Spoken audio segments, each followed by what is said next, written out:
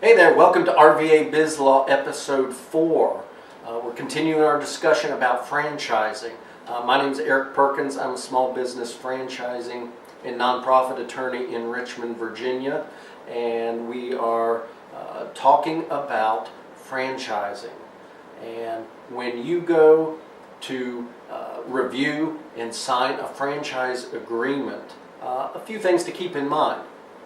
Philosophically, it's helpful to understand and acknowledge that the franchise relationship necessarily has to be fairly one-sided. A cornerstone of a successful franchise system is consistency and uniformity, so that the customer experience is going to be the same regardless of whether you're walking into a McDonald's in Richmond, Virginia, or a McDonald's in Los Angeles, California. And in order to promote and preserve that consistency, the franchisor needs to retain a lot of control. Okay, so a lot of people are shocked when they review a franchise agreement by how one-sided it is. And to a meaningful extent, that's part of franchising. However, franchise agreements are negotiable. They can and should be negotiated, particularly around ancillary issues that are certainly relevant to a franchise business owner and to the relationship, but don't necessarily interfere with or impact the fundamental nature of the relationship. Virginia is the only state in the country that requires franchisors to negotiate with prospective franchisees over terms of its franchise agreements. So you have the opportunity here in Virginia, you have the right under the law to negotiate. So you'd be crazy not to. And if a franchisor ever hands you an agreement and says, here, take it or leave it, this is non-negotiable, then that should be a red flag to you that either A, they're being disingenuous with you, or B, the franchisor is ignorant of the law that applies to them, at least here in Virginia.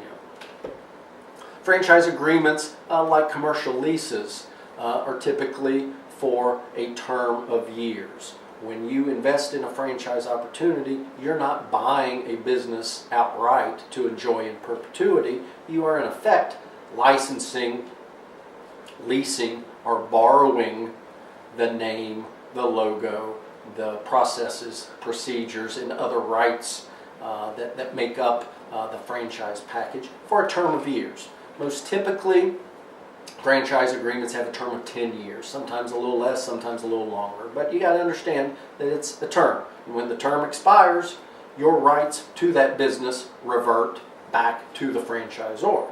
Now, the good news is virtually every franchise agreement has renewal provisions, so that if you meet those conditions, jump through those hoops as a franchisee, then you are granted one, or in some cases more, renewal terms to continue the business, which is a good thing. Another thing to keep in mind as a franchise owner is that your ability to transfer or sell your business is going to be limited by specific terms and conditions in the franchise agreement. Much like you had to go through a qualification application underwriting process when you bought your franchise,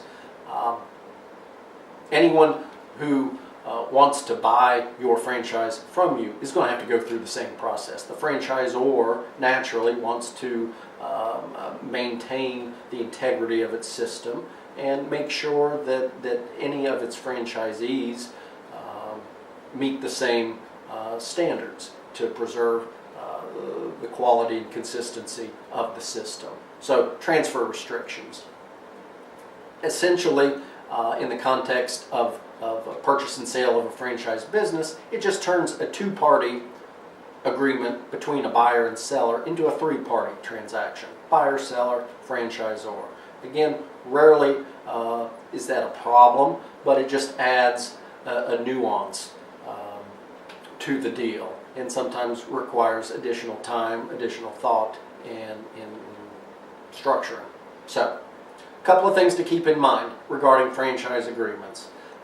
Probably as a potential franchisee, franchise agreement's one of the 2 or 3 most important contracts you're ever going to sign. So please be sure you read the agreement, you understand what it is you are signing, that you don't hesitate to ask or negotiate for changes where you feel they are appropriate. And if you have any questions or aren't sure what's common, what's typical, what's not, what's overreaching, that you reach out for help.